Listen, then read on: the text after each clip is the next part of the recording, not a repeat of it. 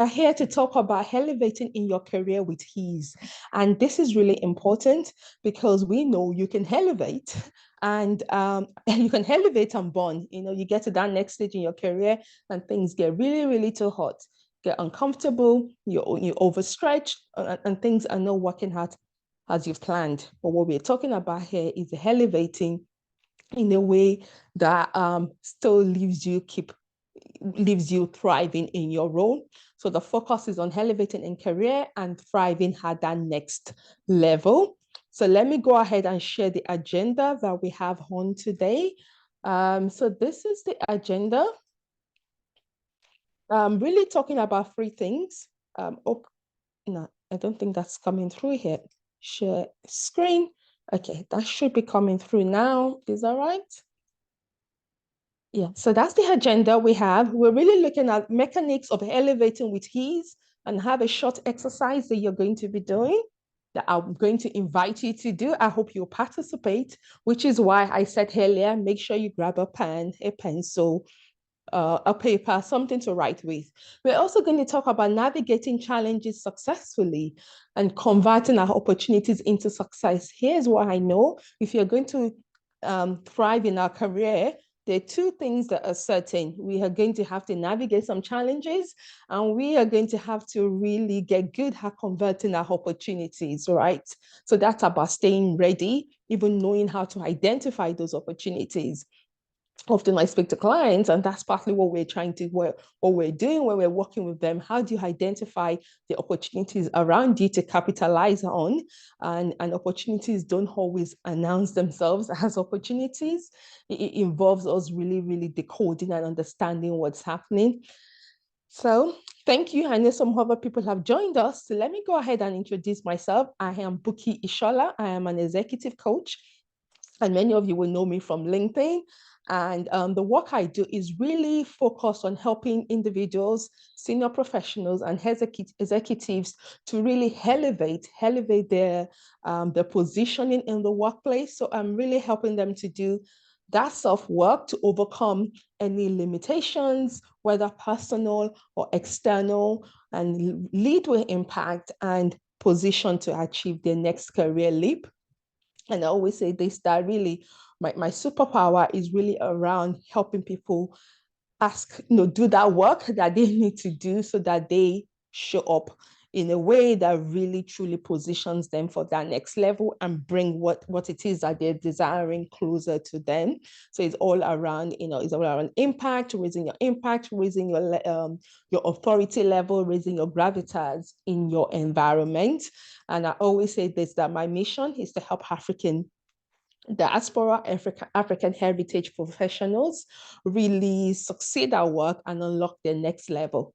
We know, many of us, people that, reach out to me, they are working in the diaspora, and we know the challenges of, that we face. Many of us are, the only, quote unquote, the minority in your places of work. And that can come with its, unique challenges. How do you navigate those? And there are also just personal challenges that anyone, regardless of their background, might just face in the workplace. How do you make sure those challenges don't stop you? How do you ensure that you are building your career, you are strategizing appropriately in your career, and really positioning yourself to go as far as you would like to go? So my background, I didn't start off life as an executive coach. I did start off in life building my own career. So I had a 15-year career before retraining as an executive coach. So I like to still say this in the present tense, which is that I am an accountant, a chartered accountant, and a chartered tax advisor. I no longer practice. I haven't done so for the last 5 years. So my tax knowledge is quite outdated. And sometimes people want to ask me for tax advice, and that is pretty dangerous because I'm no longer up to date.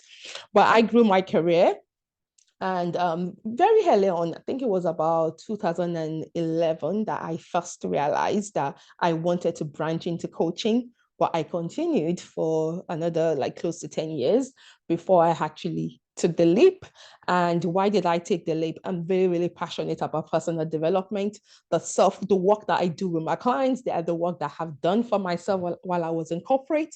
It's the work that I continue to do. I have always found that really what lies between me and that next level that I'm desiring, it's not the external challenges. It's usually things that are more internal. It has to do with me. So every time that I have worked on myself while I was in corporate, now that I'm running my business, unlocking my next level is a function of me doing the work, re-strategizing, and really getting out of my own way, shifting mindset, shifting beliefs, shifting what worked in the past, but it's no longer working for where I want to get to.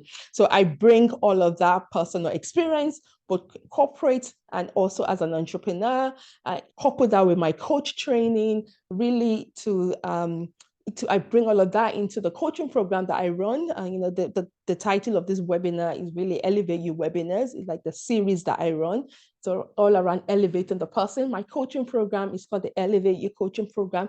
Again, the premise of it is we elevate the person to elevate their career, to elevate the outcomes and the results in their career. So that's a little bit about me around what we're doing. So thank you to everyone that has joined. Elevating in your career with ease. But let's get some context out. Why must you elevate? Why must you elevate? There's several reasons.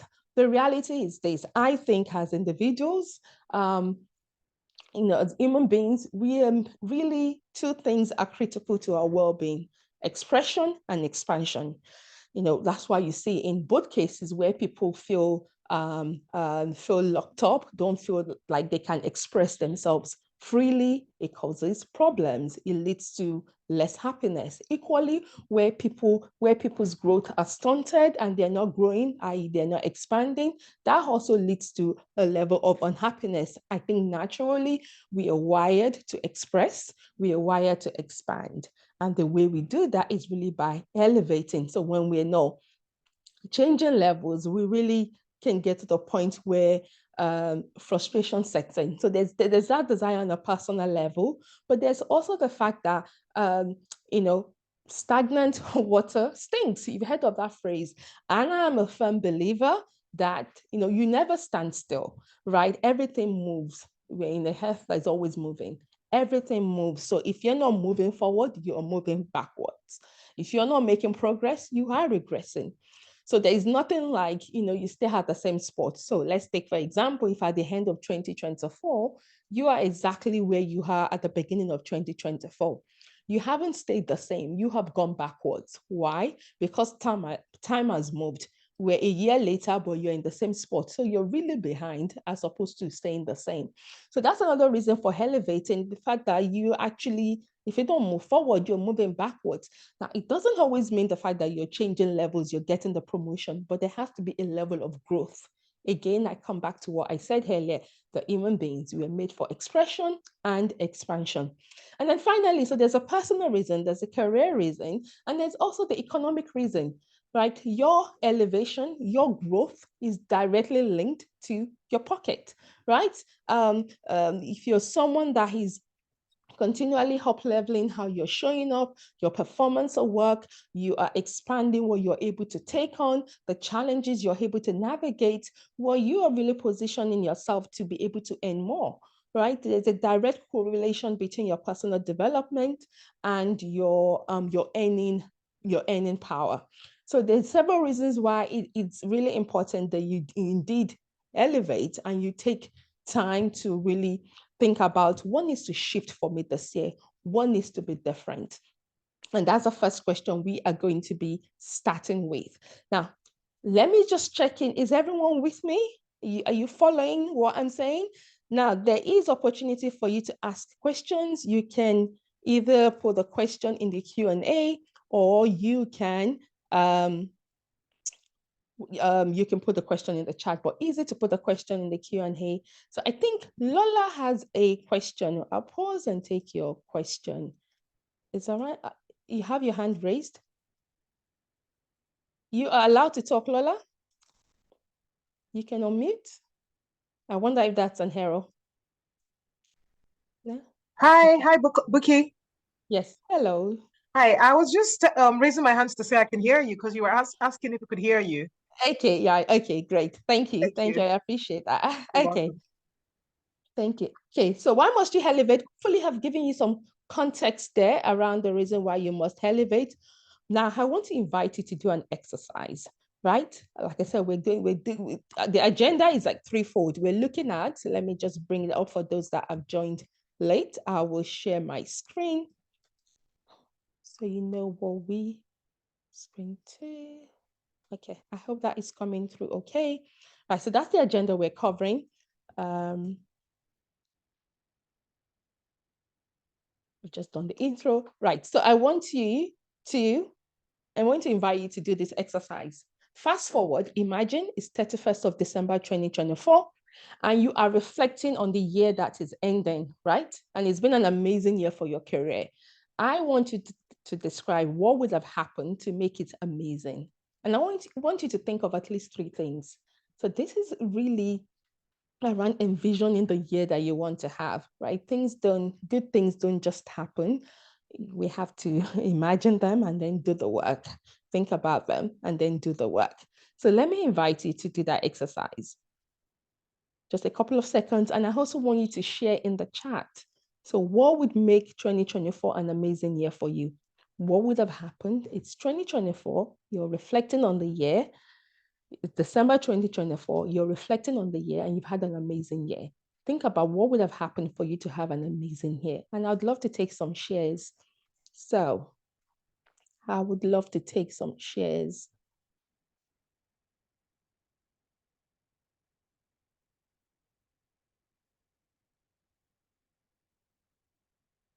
Mm-hmm. I would love to. Is everyone still seeing me okay? So let me get your thoughts in the chat.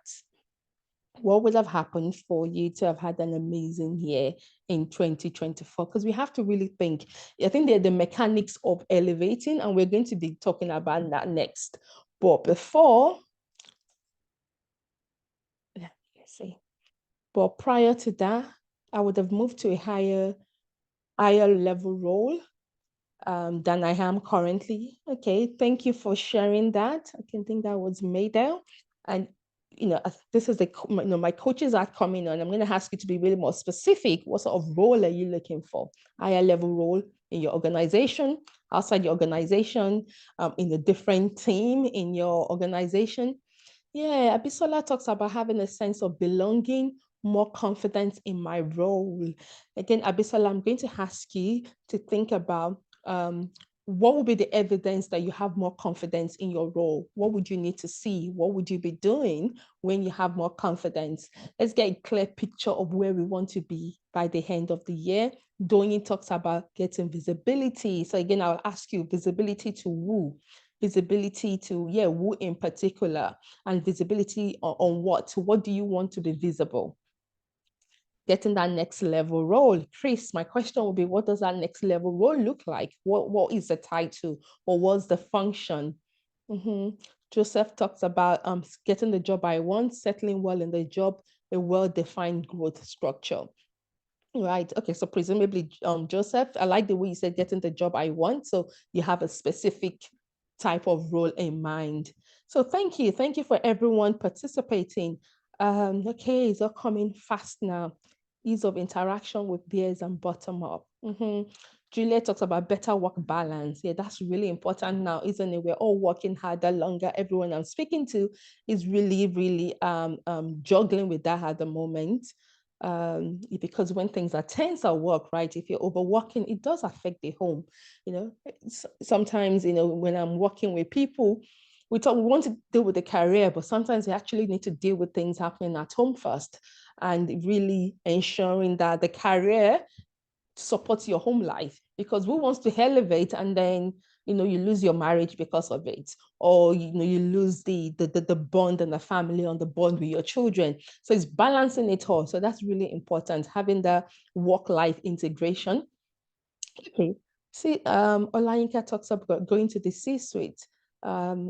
Okay, right. So thank you everyone for sharing all of that. I like the fact that, many of you have interacted and have shared. So let's move on. And this time around, I really want to talk about the mechanics of elevating in your career.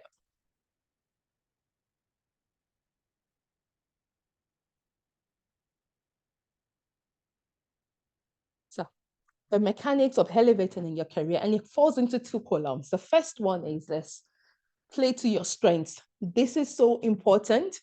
Play to your strengths, pursue your interests, and work your opportunities. The reality is this: for all of us, not everyone is good at anything, at everything. But what you realize is, as you move up the career ladder, things are more demanding. It gets to a point, and at the point when I was living the corporate world, it was, your job is not just a job, it's actually a lifestyle choice that you make. Because if it requires you to travel at short notice, if it requires you to, stay late and get things done for it requires you to do whatever is required because that's what you signed up for. It's not a 9 to 5. Many of us don't just have a regular 9 to 5, where you can just say, oh, I'm not getting this done, or I'm done. It doesn't work. So how do you make things easier for you? It's really to play to your strengths, because we all have to work hard, but it's just a little bit easier when you are working to your strengths. And also really pursue your interest, because you again, why that? Because it makes things a little bit easier for you. And finally, just work your opportunities. Now, the author have written it is actually quite important. I think the most important thing is to play to your strengths. And I know certainly when I was in a corporate role, there were things that I liked more than the others. So for me, I was very much into the old team development side of things. I was really into the old client-facing client interactions. Whereas some people, I was in a role where you could be the really technical guru, or you could be the one that was a little bit more commercial, more client-facing. And I really like the more commercial side of things. But the second point around pursuing your interests and opportunities, ideally, if you can lean into your interest, yes, that will make life easier for you. But I recognize for many people, that may not be an option. Certainly, that wasn't for me. Initially, I pursued the third point first. Working my opportunities was the fastest way to the top. Was the fastest way to get to what I need to get to where I want to get to. Now I'm pursuing my interest, right? So while I worked in my background, I worked in tax, but was I really that interested in the tax rules and the tax regulations? No, I went into tax because it was convenient. It was a relatively easy career that I could do well in and support me in earning the type of income I wanted to earn and the opportunities and the exposure that I wanted. So it was only later on now that I'm actually pursuing what I'm really, really interested in. So for you, you may be at that point. So sometimes you have to work your opportunities so you get to the position where you can pursue your interest. But if you're in a position where you actually like your role, you like what you do, you like the technical content or whatever it is, that is a fantastic position to be in. So how do you elevate with ease? You really want to align those. And we'll be talking a little bit more around opportunities later on. The other point is, Doni has a question. Yes, I will come to you, Doni, after the slide. So yes, I have you in mind. The point is, this is sometimes people forget about this. But it's so important. You must invest in your weaknesses, because if you don't, you will fall to the level of your weakness. It's almost like your weakness can sometimes be like, the chains that just it holds you down. And I'll say one thing that I've done recently, I have these beautiful slides that I've put together. The only thing I did was put the words together. I had to pay someone, hire a graphic designer to design the slides for me. It's the same thing with my LinkedIn. The poster I share, I come up with the words, but I hire a designer to make it look pretty. And that was a weakness that I had. Now, I could spend time trying to learn graphic designing, but it wasn't a good use of my time. For other people, where you are in your career, maybe yours is the fact that actually you're a little bit reluctant and hesitant about putting yourself out there, about being visible. And that is actually holding you back, because as you climb in your career, for most jobs, you do have to become more visible. You have to maybe run town halls, you have to give presentations, you have to do road shows, depending on the sort of role you're in. So if you struggle with public speaking, or you have issues around your confidence, or you have issues and beliefs that around you not sometimes people struggle to even market and sell themselves and present themselves in the best possible light because they don't want to brag. They don't want to appear like they're showing off. All of those are actually weaknesses that can hold you back because, hey, your mouth was given to you for a reason. It is really to you are the best advocate for yourself. So if you're in a place where maybe your self-advocacy skills are weak, you positioning yourself, how you market yourself, if those are not in the best position, then those are areas of weakness that you need to tackle. And as someone that worked with a lot with African diaspora professionals, there are areas of expertise. These are many times the things that I see that hold us back. We're technically strong.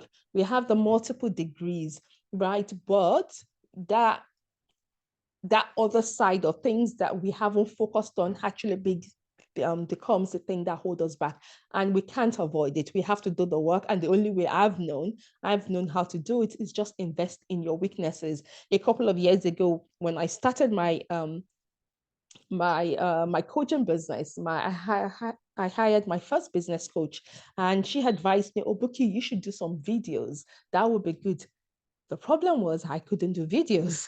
I was very, very self-conscious around this. And I just had to hire someone to support me in overcoming that. And when I did the work, it really, really boiled down to, it was just confidence issues. I was very self-conscious around the way I sounded and, things I really shouldn't bother so much about.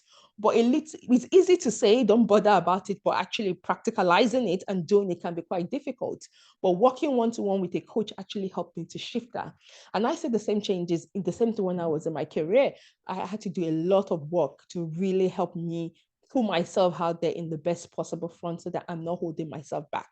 So I've spoken a lot about weaknesses because sometimes we're not paying attention to this. We can sometimes continue to just acquire degrees and think that will help us out, or I'll do a good job. No, there's some point where actually your presentation, your gravitas, your executive presence, they actually begin to matter more.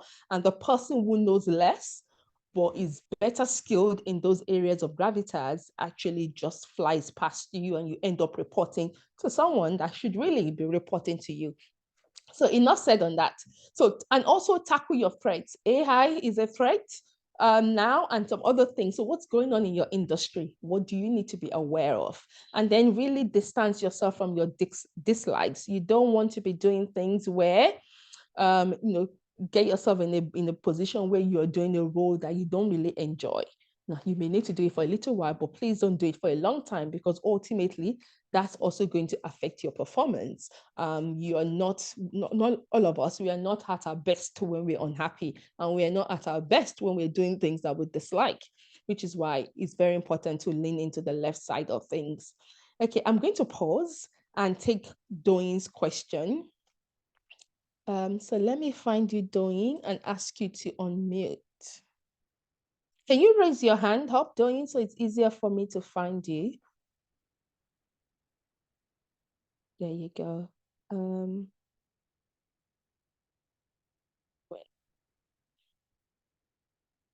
So you can unmute and ask your question.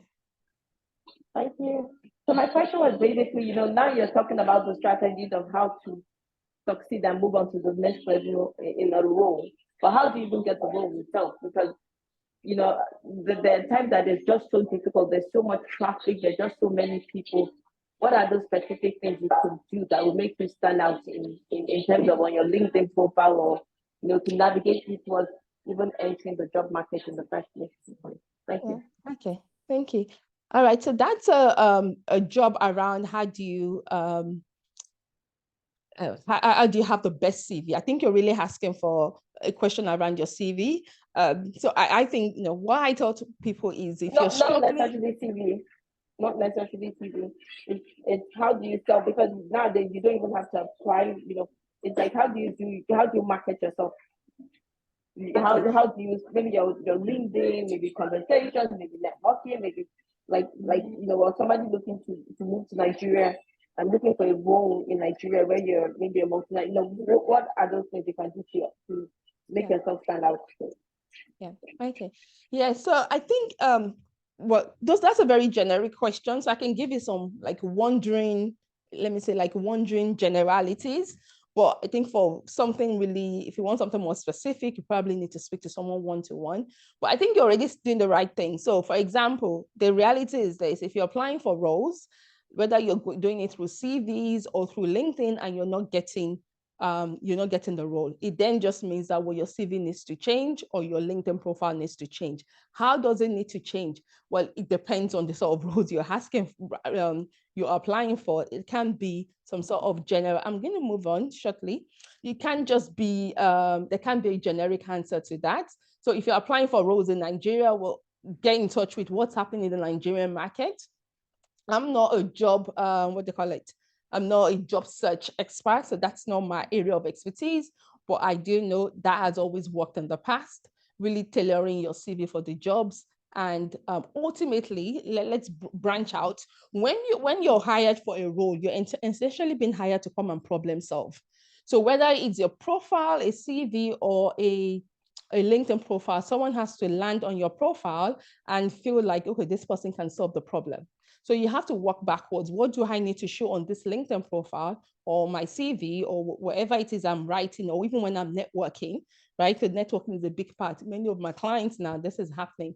And Hold Boss reaches out to them and say, oh, they've moved on. They're working in a different company, and they reach back out to them to ask them for a role.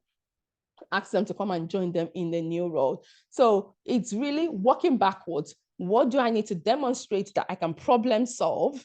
I can solve the problems that this hiring manager is looking for. And then you work to present yourself in that way. So without really knowing the specific details, I think that's just a generality that I can give. Okay, so the next thing then is, so based on what I've shared, I would really ask you around the mechanics of elevating with ease. The other question I would then ask you is to think about, based on what I shared, how is what you wrote earlier? So if you remember, I asked you to think to the end of 2024, and you've achieved something, and you've had the best year of your career, things have worked out, you've had an amazing year. What needs to have happened for that to happen? What needs to have happened for you to have had an amazing year? So based on what I've shared around the mechanics of elevating, really think about is am I aligned? What I'm planning for the year, the way I'm planning to elevate, does it align with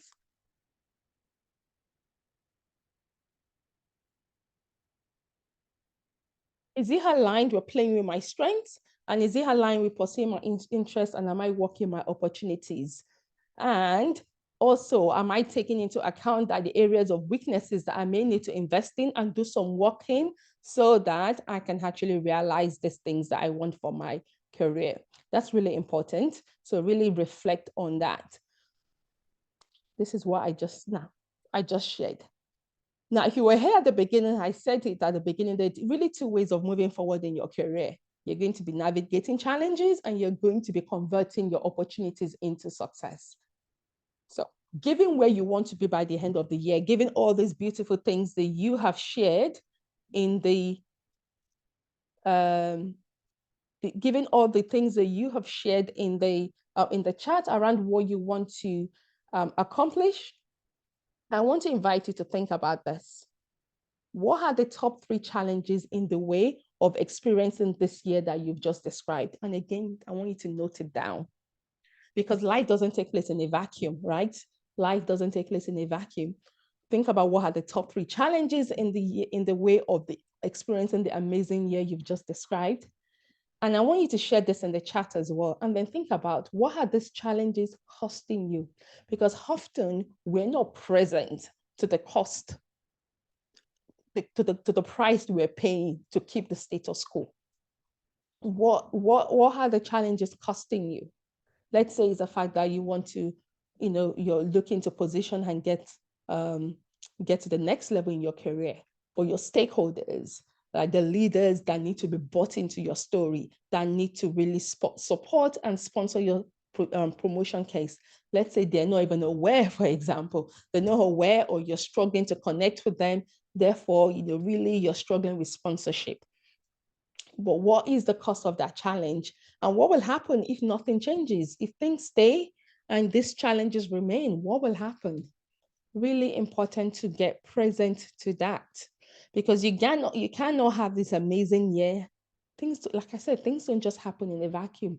There will be challenges. So I'd love to listen to some of those challenges, setting time aside to work on career goals. Okay, thank you. Yes, that's a big thing. I find sometimes people are so busy that they're not making time for reflections. And there are two things. You really need to be making time for reflections. And often, like the coaching, the coaching time that I have with clients is like really the only time when they're really pausing to think about their career, what's going well, what's not going well, think about, how they want to position for, how they want to position for the next role and the role after that, because it's not just about getting the next role. So I think that's a really, really good point, Julia. Setting time aside to work on career goals. There's working in your job and then just working on your career, right? You have to do both. And, I'm so glad that while I was in the corporate world, that was something I really latched onto. I was always working on the job, ensuring that you're delivering, but you're also working on your career. And those are two different things. If you're not careful, your job will take over and the years will go by. You will just be ticking along rather than you haven't been strategic. Okay, let's hear some more challenges. Lack of strong referrals. What other challenges are in the way? Let me hear some more. What other challenges are in the way? And I'm going to then next share a framework that you can use to think about how you navigate some of these challenges.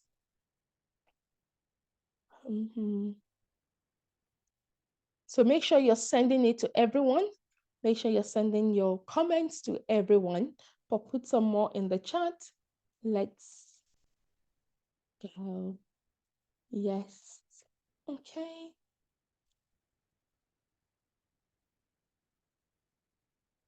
So while we wait for that to come in, I will continue. So navigating challenging situations. Navigating challenges is a fact of life. And here's the thing. Sometimes challenges come at work and people jump ship. You want to go to the next organization. But what I found is if you don't deal with the problem, it goes with you, right? Especially when it's something to do with something that you're contributing to. So oftentimes it can be challenging, but it's really just tackling it head on. And I have this heart model, and the reason why it's called the heart model is because the reality is that our challenges really affect us. Whether we know it or not, career plays a big part in our life. So if things are hot at work, if things are not where that you want them to be, you realize that you tend to bring it home. It affects your personal life. It can affect your sleep. It affects your well-being. I always tell people, try not to allow things to deteriorate to the point where it's affecting your well-being. Right, really, really proactive in taking things, in tackling things on time. And this is what the heart model has. So think about the challenges that you have that you've identified that may get in the way of you actually achieving your goals and where you want to get into, where you want to be by the end of the year. And I want you to think about, assess your role and contribution in this situation, right? So I'm going to pick on Charles, not just pick on you, but let's say, you have a lack of strong referrals, right? Now that's a real problem. And that's a big problem that can actually affect people of Africans in the diaspora, Black people in our careers. Sometimes our relationships in the workplace are not as strong as, let's say, our white counterparts. So you have to ask yourself, well, how much time am I setting aside to invest in relationships? And not just that, how comfortable am I with building these relationships? How much of myself do I bring in? Am I comfortable? Am I confident in reaching out and booking the coffee chats and initiating conversations and initiating connections? Because yes, lack of referrals, lack of sponsorships, lack of that informal support at work can really hold us back. But what are we going to do about it? We can't say, okay, well, I don't have this support. How are you going to engineer it? So honest and assess your role and contribution. And engage with the problem with insight and wisdom. So learn how to build relationships. Maybe yours is the fact that, maybe stakeholder management, maybe perhaps is the way you work. Perhaps you've had some feedback at work around the areas that you need to improve in.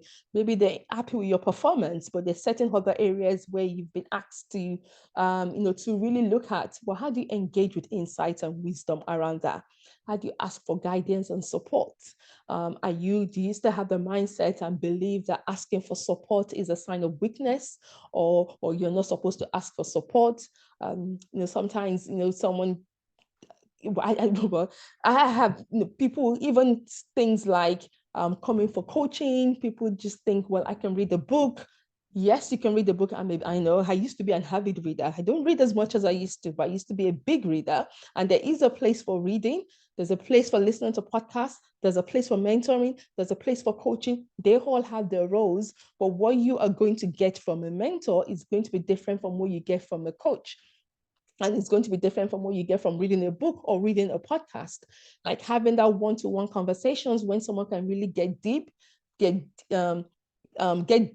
you and understand your own unique challenges. Like the question someone was asking earlier around, okay, how do I position myself for a role and stuff?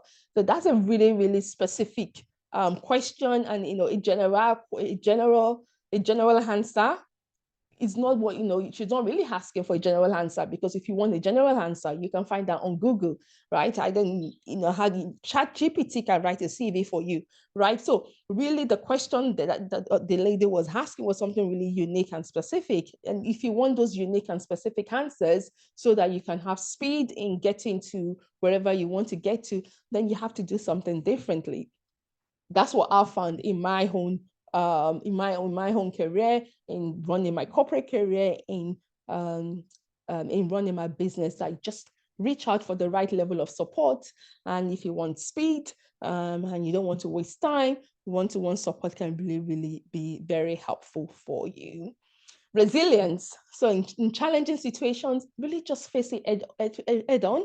Resilience is not a gift. It's something we really have to work at. And it's something that we develop by practicing. Now, if you want to go all the way, I heard someone say in the chat, they wanted to make it to the C-suite. That is a fantastic goal. But your resilience, your bandwidth would have to increase, right? The challenges you face as a manager is not the same challenges you will face in the boardroom, right? They're different levels, but how you're not going to get to the C-suite and get that chief position and then all of a sudden you build it. You're building it from now, right? You're building it from now. So, and how do you build it? Facing your challenges head on, tackling them.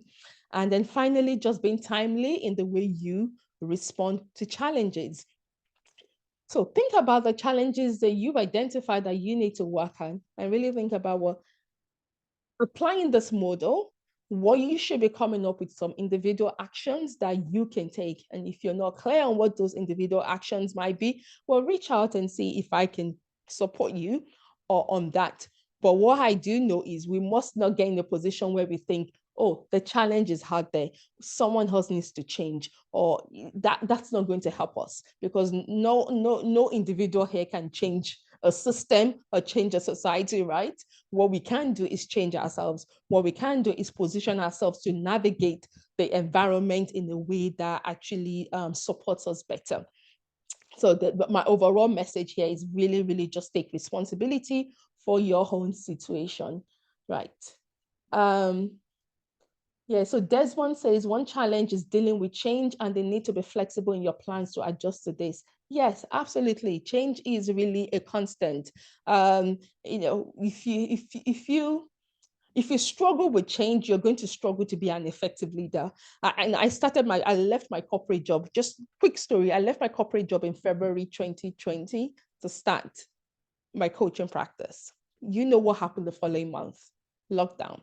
All my plans, everything gone. Couldn't execute all of them. I remember waking up one early morning, coming down to my living room and just sat down. And I told myself, this has to work. I've left my corporate job. This has to work. I am not going back to the corporate world. So what did I have to do? I just had to rebuild. and replan and do something different. Years later, I'm in a meeting with other coaches, and I had other coaches saying, they lost their business during the pandemic because you can't coach virtually. You can only do, the best coaching is face-to-face coaching. And given they couldn't do face-to-face coaching in the pandemic, they shut their business. No, that's not why they shut their business. They shut their business because they were not adaptable. They were not quick to respond to change. I built a coaching business during the pandemic. So Desmond makes a very important point. You have to be flexible. And this is also very important if you're someone that maybe you're seeking to get into your first leadership position, or you're seeking to advance in leadership. Well, that flexibility, that adaptability is key, because leaders have to be leaders who struggle to be effective and impactful. That's because they're a little bit rigid, right? The agility is critical. So thank you for sharing that.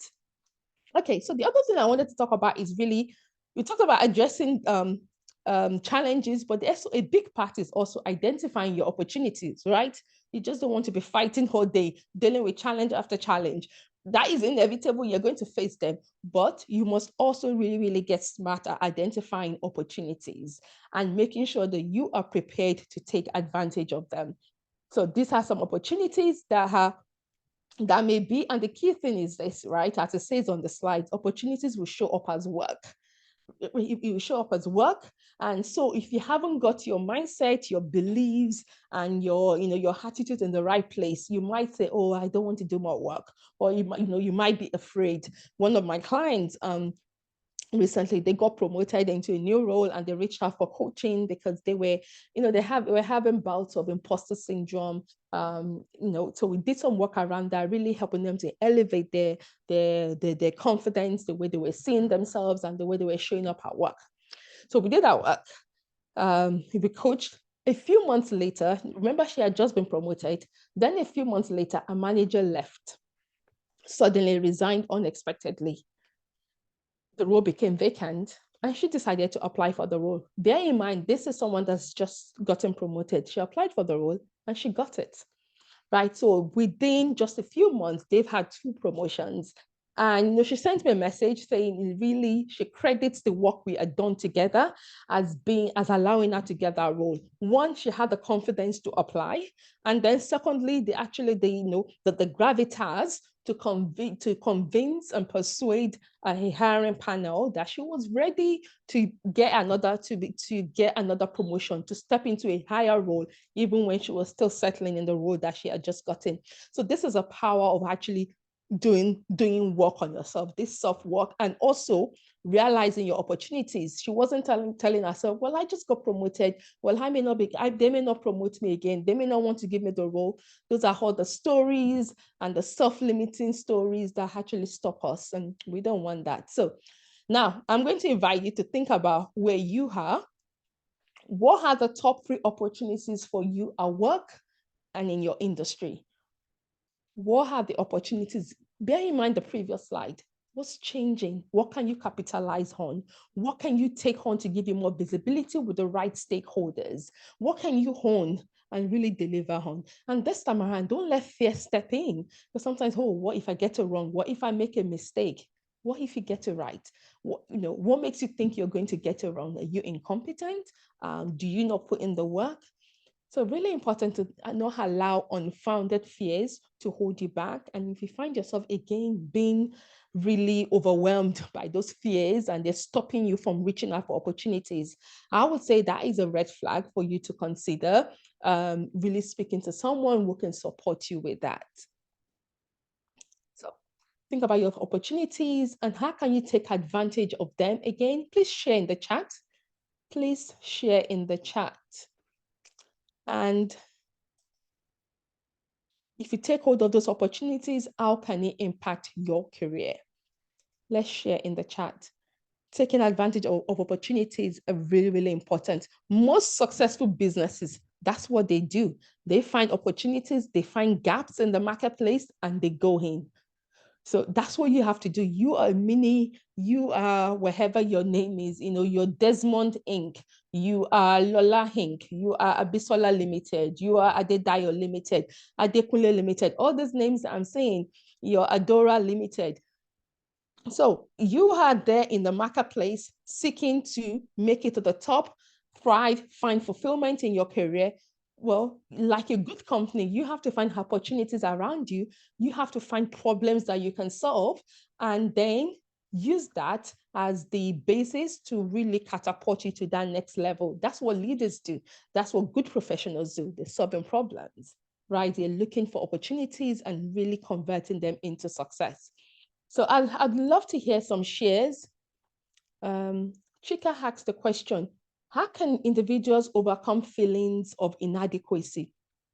So what I found in my experience is that there's so many things. The best way to overcome these feelings of inadequacy, there are different ways of doing it. You can do it at the surface level, or you can go a little bit, further levels down. In my coaching work, what I do is really help people to identify the source of it. For some, it's different. I find there are really, really different reasons that actually cause people to feel inadequate. So it's really understanding, okay, what's at the root of it? Understand, when am I usually triggered? These feelings of inadequacy, what happens when it comes up? What has happened? Is it what people say to me? Is it the environment I'm in? What's triggering it? And that can actually begin to build a picture of what's going on. And then that is what you address. Again, the specific question. So that's a general answer. Is looking at the specifics for each individual. And I find in coaching work, it really, really does differ. I remember I was speaking to someone I coached earlier on in my, a couple of years ago, and she was fairly earlier in her career. I think she was in the first 5 years, if I remember. And she found herself that she really used to start stammering, and she used to lose her confidence when she was presenting.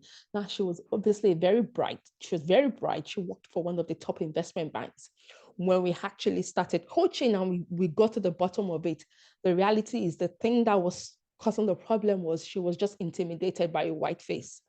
When she was presenting and a white man asked her a question, in her mind, it was, this person knows more than me. And immediately that's just put her in a lower position, and she would lose her composure. She would get really nervous. So what she had to work on was the fact that whiteness doesn't mean smarter or anything.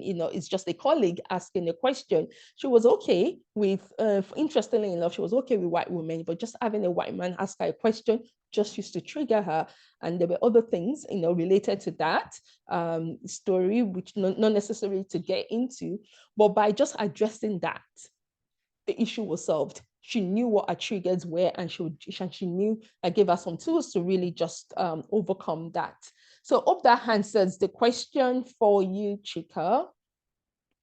Right, okay, in terms of the opportunities, right, I'm not saying much in the chat, but I hope you're making notes. Say yes, let me get a yes in the chat if you're making notes and you have this in mind, because it's really important. I want this to be a session where you walk away with and you have some some insights that you can work with, right? It's not supposed to be a listening session. Right. Thank you, Sarah. Thank you, Charles. Adora. Thank you. Thank you, everyone. Okay. Yeah. Thank you. So you are with me. Okay.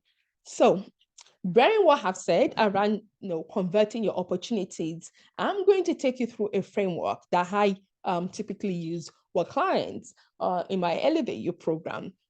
And really the purpose of this is to move people from from goal setting to actually being able to realize their goals. Because often when I'm working with people, yes, my coaching program, they begin to see changes. They begin to put into practice what they have. They begin to put into practice and use the tools that I share. But really, the big breaks wouldn't come until months later, right? When I'm working with clients, I'm looking forward to the email 6 months, 1 year after we've worked together, when the promotion is confirmed, when the bonus is confirmed, or whatever it is that they are really working towards. But how do we know that the promotion or the thing they're working on is just months away? It's going to happen. How do we know it's inevitable? Through this work that we've done, right? Is moving people from where they are to where they want to get to. So one of the first things that I tell people, and again, as go think of, as I'm going through this, think of your goals, where you want to be at the end of the year, bear that in mind. One thing I'm always asking people, supporting people with, is really getting them to get clear. It's very important for all of us to have a career vision where we want to get to, right? It might be a 5-year vision, a 10-year vision, but have a vision for your corporate life. Because otherwise, if you're not clear on where you're going, you're more likely to drift, and you're more likely to then, be led by your manager, by stakeholders, by other people's ideas, and really, or even be led by peers, comparison with your peers. Oh, this is what this person is doing. Maybe I should do it. That's school is over. We're grown folks, and you want to be driven by your own vision. So the helping clients really get clear on their vision. So the goals that you have set, where you want to be by the end of the year, how does that fit into your broader career vision? How does it fit into your 5-year plan? And then also really being clear, not just the next level that you want to get to, but how does it fit with your values and your priorities? Values are really important. How do you get to the top and still feel fulfilled? How do you get to the top without selling out? How do you get to the top without burning out? How do you get to the top without losing things that are actually more important to you than your career? Is making sure you're building your career in line with your values. And sometimes people aren't even clear on their values. And then lastly, really being present to your priorities. There's this thing about work. Work can be all consuming. It can really be all consuming. And if you're not clear, work can take over your life. But you might even be in a season where something else outside of work is actually a higher priority, and you need to be given enough time to that. So really being clear on your vision, your values and priorities, and seeing and carving and designing your next step with that in mind is really important. And I know clarity is one area that sometimes people really struggle with. So get clear, and then build your capability for wherever you want to go. And I think capability is in 2 areas. Upskilling, you might need to upskill in a particular area, maybe in a technical area. That's easy. The upskilling is the easy part. The more harder part that people don't actually pay attention to, and it's not their fault, it's not anybody's fault, it's because they're the ones that we were not taught about in school. Many of you listening to me are highly educated, you've done multiple degrees, but very few people have actually done much work on areas like mindset, areas on their beliefs, how, very up-leveling your MBA. MBA stands for mindset, beliefs, and the attributes that you're bringing to the table. I said earlier, let's start with mindset. Is your mindset one that is empowering or disempowering you? Are you driven by fear? Are you driven by self-consciousness? Are you driven by low confidence? All of that really just affects your positioning in the workplace. And it also affects how well positioned you are to realize that goals and that dream and those desires that you have set, that you want that you want to achieve by the end of the year. So mindset and beliefs. Beliefs are the architect of our life. Beliefs are driving what you're doing. The things, and beliefs are just what you hold to be true. I hope there is no one here that thinks, I can't just get that far because I'm Black. And that's a belief that is going to get you into a lot of trouble. Or I can't get far because I'm Black. Or they won't give it to me because I'm Black. That's a belief that is going to keep you, that is going to not allow you to reach your career potential, right? Like I said, we're in the marketplace. There are challenges. I'm not negating that. There are challenges, and there are people that are going to have problems with you being Black. But let it be other people. Let the problem not lie with you. Let it not be you that has a problem. Let it not be you that has a problem with your Blackness, because your Blackness is not a problem. Whatever your beliefs are, you arrived, you did not choose your color, and the things you arrived with, this is my firm belief, everything you arrived on earth with has to work to your advantage. It's the same thing around introvert. I'm an introvert, and the number of times in coaching sessions that I have to support people in getting over introversion as an excuse or as a reason for not being able to do things. It's a lot. Introversion, again, introversion is a natural trait. Anything you arrived with naturally, really, if you walk away with something, walk away with this, it's to your advantage. It's to help you thrive. So if it's not working for you, it's because you haven't learned how to work it. And it's so important that you learn how to work it, because that is then going to allow you to really thrive. So mindset, beliefs, and then the attributes, what you're bringing onto the table. Like I said, ultimately, as you become more senior in your career, it's not really around whether you can do the job. Everybody can do the job. It's just the extra. What do you bring?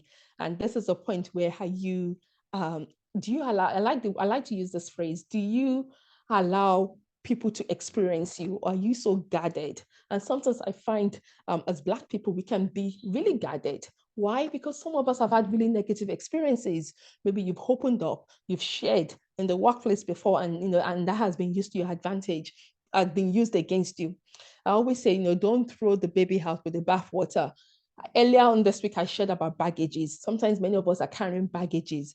All those baggages, we really need to leave those negative experiences behind, because if we take them with us, they really drag us down. But I'll move on now, because I think we might just go over for a little bit, okay? I hope that's okay. The next point is confidence. Confidence is big, and confidence shows up in different ways. Maybe for some people, it's the fact that, they're hesitant to speak in meetings, or they're always double checking, triple checking. For others, it's actually more subtle. It can show up as logic. Oh, I think I'm not ready yet. Oh, I think I need more experience. No, you don't, even though they have enough, but they just keep telling themselves more experience, more. That's just confidence, low confidence showing up. And again, it's not your fault. You may not be aware of these things, but often, many times when I'm working with people, even people who are senior leaders in the organization, they want to share on LinkedIn, they want to share their views. They've achieved a level of success that is really, as a Black professional, which is really is astounding, because they've achieved despite the hurts, and they want to give back or add value, and even they find themselves not allowing themselves to express freely on LinkedIn the way they would like to. All of these are the root of it. Well, let me say the surface level, yeah, there are issues with confidence, but at the root of it, there'll be other things around beliefs and stuff, which is why those things you can't get in a book. And sometimes when we depend solely on books or mentoring for our personal development, that can really be limiting, because the books can't always help you. It's general, right? Or if you're even depending on a mentor or a mentoring relationship at work, again, the mentor is limited, right? If they're not a trained coach, or if they're not trained in a particular area that you're struggling with, all they can share with you is their experience. So I always tell people, if you're struggling with any of these areas, I'm not saying come and work with me, but find a coach to work with, because good coaches, this is really what they do. They help you get out of your own way. Your brilliance is there. You can go as far as you want, but if you don't do the work, this important soft work, that's why I call it soft work. If you don't do it, you really slow yourself down.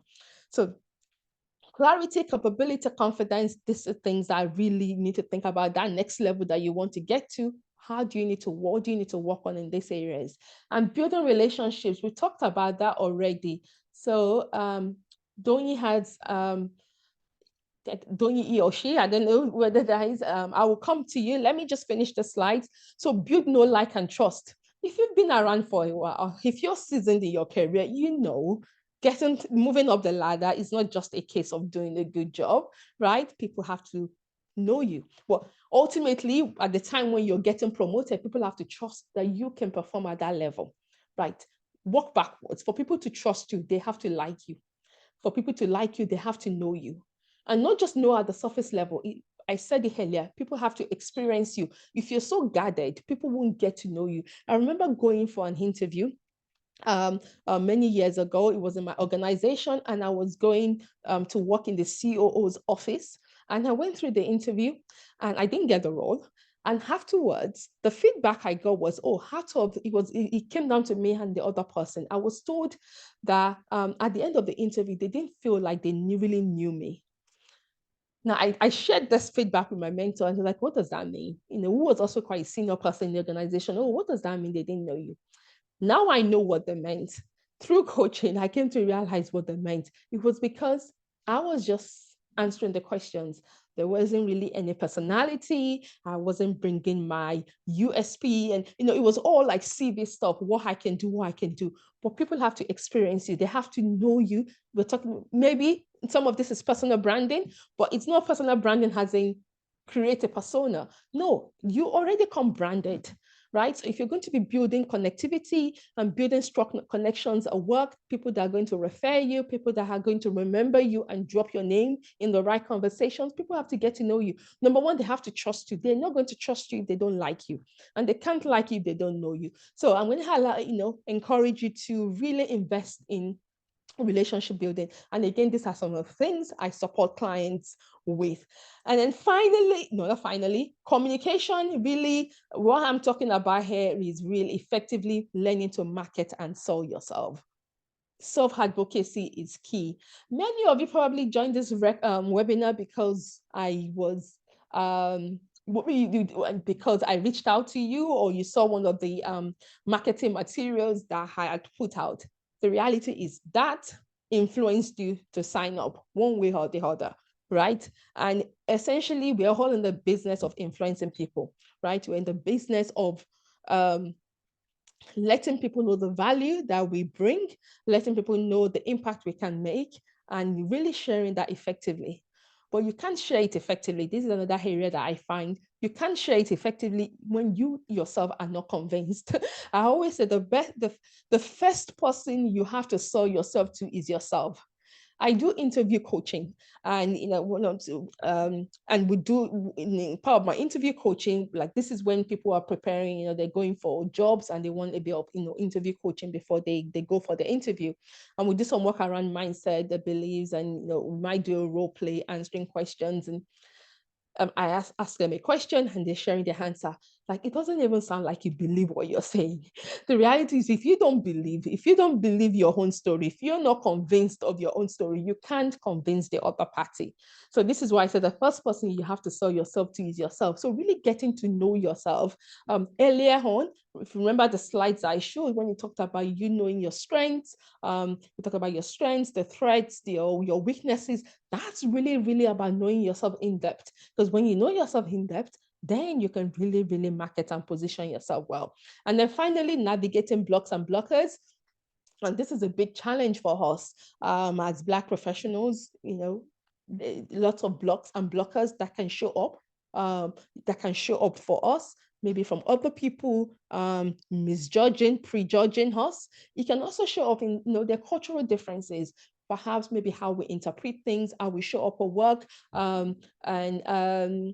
I've had sometimes, I was working with a client recently who had sent an email that I read that email, I thought, that's a little bit aggressive.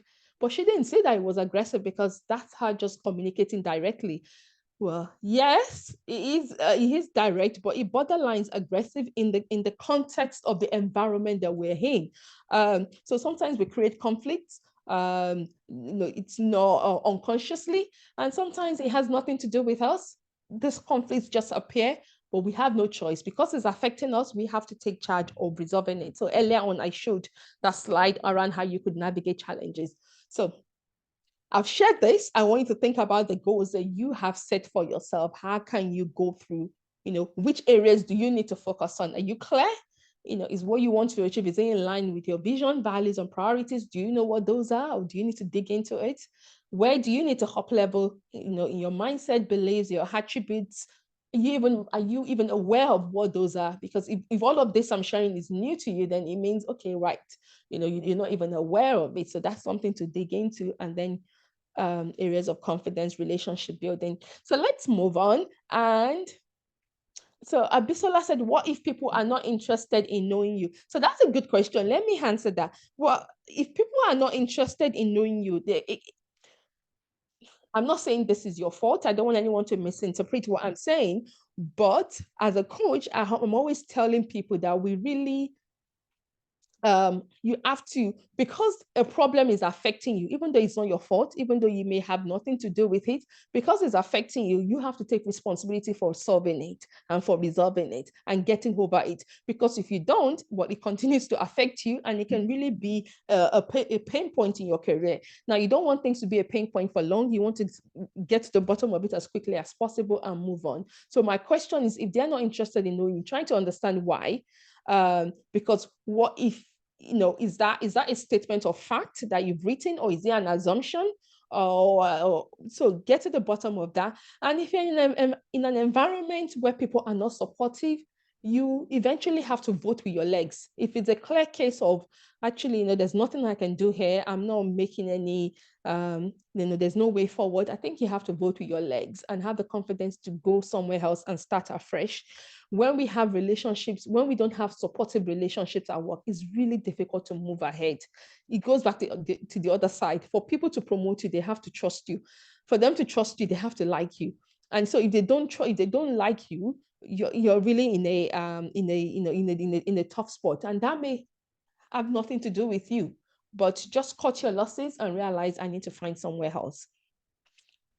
So hope that helps, Habisola. So earlier, I talked about elevating, the mechanics of elevating. I'm going to bring up the slide again. So we've talked about these are some of the areas you need to look into, but also really, really play to this left-hand side of things. And don't ignore the right-hand side. You have to manage it. This is when we ignore the right-hand side, the weaknesses, the threats, we dislike, like burying our head in the sand.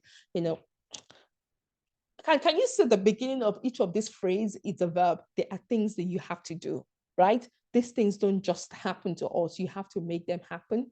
So when it comes to elevating in 2024, really, this is it. You have to be clear on where you are heading. You have to build your capacity for what you want, build capability, build your confidence. And confidence is something we're always building. If you're doing something new, you haven't done it before, you build your confidence for it, right? Otherwise, you might just tell yourself, oh, I can't do this. It's not really that you can't. It's just because, well, you haven't done it before. So maybe you're nervous, you don't have the confidence. So build your confidence for it. Get help if you need that. Prioritize being connected in the workplace. This is important. You are, all of us, right? We're in the people business. You're ultimately, doesn't matter what your job title is, you are hired to solve problems, and you cannot solve problems without interacting with other humans. And you can't just solve problems, with your left side. It's not just a logical solving of problems. You have to deal with people. You have to deal with, you have to manage relationships, and you have to manage challenging folks. So that's inevitable. So having good relationships helps you to manage those challenges better. And then, upskilling your communication here, really how you market and sell yourself. And you're always marketing and selling yourself in meetings, in meetings, in every time, really, right? You are there, and you don't have to be conscious that you're marketing and selling yourself, but you just need to make sure that you're using the right language that positions you for that next place that you want to go. And obviously, you have to navigate conflicts wisely. Okay, I'm going to take some questions now, but if there's anything that has said that you're interested in finding out more, please feel free to reach out. I'm happy to have a chat. I have a document, actually, I have a couple of documents. I have one on like 7 mistakes that African diaspora professionals make that hold back their careers. If that's something that you're interested in, let me know. Just drop me an email or a message, and I will share that with you.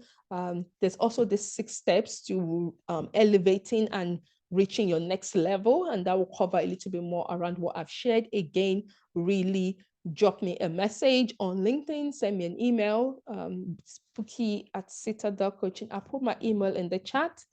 And if you're someone that hasn't considered coaching before because you don't know what it is, I think this is, coaching is very different from mentoring. It's different from reading a book.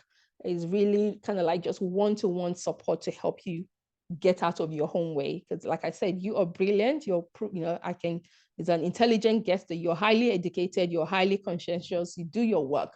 But I know for myself, in building my career, in running my business, it's not always the problems out there, the people out there that I need to sort out. It's always something within me, how I'm showing up, how I'm thinking about myself, where my beliefs are getting in my way, where, those are the things I need to work on. Okay, so I'm going to take some questions now. Thank you everyone that has joined. If you have a question, just raise up your hand. I think Doni, I will speak to Doni, and then we will take, well, Doni asked the question before, so let's go to Chika again, because Chika, I think Doni has asked the question. We'll come back to Chika. Chika, you can unmute yourself. Okay. Yeah. Hi, good evening, and Yeah. thank you for this Thank you for this webinar. I really learned a lot from it. So my question is, let me give you like a background of what I want to ask. So my wife has an extensive marketing let and me interrupt. Give me the Okay. question first, and not interrupt. Okay. Let me interject. Give me the question first, and if I need Okay. the backstory, then I will ask. All right. So, is it advisable to remove care support experience from her resume? Now, this is the question, but the reason I wanted to give a backstory of it is because she has extensive marketing and business processing experience as a marketing manager in a bank for over 9 years back in Nigeria. And Yeah. then we moved to the UK 2 years ago, and she studied public health. Yeah. And then now, during those period, I work in the IT industry. So during those periods, she's been doing more of the because those are the opportunities available while she was Okay. studying. And after studying, the care support giver. Now we're trying to navigate back into marketing, CRM, business process management. So we would want to know, do you advise we remove all those experience, those 2 years experience as a care support giver, and then just focus on, because she also has an MBA apart from the masters in public health Okay. degree. Yeah. Yeah. Okay. So that's a good question. I'm not a CV expert. I would say that because what I do, I don't tend to review CVs, but I don't think there's a direct. Well, this is what I wouldn't give a direct answer. It's going to be an answer of it depends, because if a CV lands, if you have a good CV and a CV lands on someone's desk, and you can give a good story of, oh, I haven't done marketing for the last 2 years because I was having challenges and stuff. For the wrong hiring manager, yes, it doesn't land well. And for the right hiring manager, they could give them a chance. What I would say is speak to a qualified, like a proper CV writer, and they can give you a better advice. CV is not an area that, I do interview coaching. When you land a job, how do you present yourself when your CV has gotten you a job interview? But in terms of your direct, yeah, I couldn't give you a direct answer. I can see how it could be problematic. I can also see how we could actually be an advantage to someone, where they actually see, well, you've been resourceful rather than sitting at home, and you've actually gone on and did something to keep you going. What I would say is, let's say you were to go with the answer of you're keeping your the care role, well, you have to focus on the aspect of care that relates to marketing. So you have to be really, really quite clever with how you write the CV, because there will be aspects of the work you were doing that, the transferable skills and the skills that she built, and all of that relationship building. For example, marketing. A good marketer has to have good relationship building skills.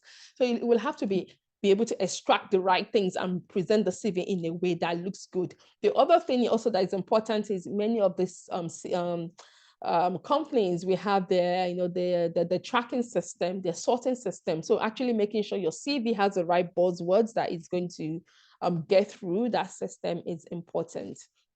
So those are my initial thoughts, but I would really strongly advise really speak to someone that is better skilled at that has a expertise in CV. Nikki said some people would like to understand the gaps. Yeah, it really does depend on how you present it. I think to the right hiring manager, it can actually be a plus. It can be a strong point that you have actually taken steps to do something. Okay, who else? Adekunle had a question, so hope that helps, Chika. Adekunle, go ahead.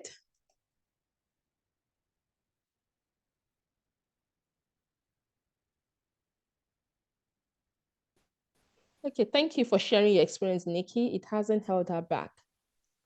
Adekunle, you can unmute yourself and speak. Yes. Happy to stay on. Oh, there's some questions in the Q&A. Okay. Hello, can you hear me? Yes, go ahead. Hello. So give me the question first, and if I want more background, then I will take. ask for it.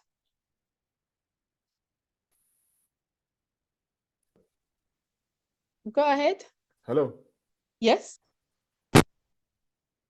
Hello. Okay, I'm not able to hear you. So Joseph asked in the chat, can you please expand on how you can leverage introversion to help you succeed in your role? As an introvert, I find myself working on getting more extrovert. Yeah, it is going to be mentally tasking. How have I done it? So I'm an introvert. I've known, and I'll say this, I didn't even know introversion was a problem until 2020 when I was seeing all this posts about introversion on LinkedIn. Prior to that, introversion, as far as I know, was just the way I am, was the way I was. So for me, introversion is never an excuse. It means I may not be able to go to all the networking sessions. Now, let's talk about definition of introversion. The way I see it, introversion just has to do with the way you recover your energy. So some people are energized by being with others, and some people are energized by being alone, right? So I think that's a high level. We can use that as a working definition. So what that means is that, you won't find me at parties every weekend, and you won't, but if I need to go to a networking event because it contributes to a goal that I have, then I go. So I allow my purpose and my goal to drive my activities, not introversion or extroversion, right? It's around my own. I'm very clear on my purpose, my goals, where I'm going, what I need to achieve per time, and that becomes the driver for whatever I need to do. So that's the main thing, and you're not under competition to be any certain way. What I find is that when your purpose and your goals are driving you, you're able to adapt and do what is required, but you also pay attention to who you are and how you need to be able to perform at best, right? So all that gives you some guidance. Joseph, I think, again, in terms of giving a general answer, that would probably be the best general answer that I can give. Thank you, Desmond. Thank you. So I don't think we have any other questions. Any other question from anyone that I can answer? But I think that's a wider question for everybody. If you find yourself struggling with a particular area, you have to ask yourself, am I being guided by my goals, by my desires, by my purpose, or am I being guided by pressure to be a certain way? Because when we're driven by our goals and our goals and our desires, there's a pull energy, right? It's different from a push energy where it's like, oh, I have to do this, I have to do that, or I have to network, or I have to reach out to people, because that's what you do. No, you don't have to do anything. You should be like, you want to, because it's like I said earlier, building relationships is something we all have to get comfortable with. Building relationship is important too. If you want to be a leader, you're not a leader of tasks, you're a leader of people. So being able to form relationships, get to know the people, that's important. How are you going to get good at it is by interacting with people. It won't just come. It won't just happen. Okay, so I think we'll bring it down to Adekunle. Why don't you ask your questions in the chat? Okay, you need some coaching. Well, feel free to reach out to me. Send me a private message on LinkedIn or send me an email. I'll put my email in the chat again. So yeah, but the work I do is really around, all the areas I talked about today, those are things I support people with. Even more than that, it's not a training program that we're following a curriculum, but it's really more around where you are, where do you want to get to, what's in the way, and we support you to make that happen. So I want to thank you for joining me. Thank you for all of you that have stayed to the end. So many people have stayed to the end, even though we've gone over. Thank you. Really appreciate your presence. And yes, keep in touch. If this has been helpful, share on LinkedIn. Let me know. Drop me a message. Send me an email. Always like to be to know the impact and how much you've benefited from it. And if you would like some coaching, feel free to reach out. So enjoy the rest of your day, and thank you. Goodbye, everyone. Thank you very much.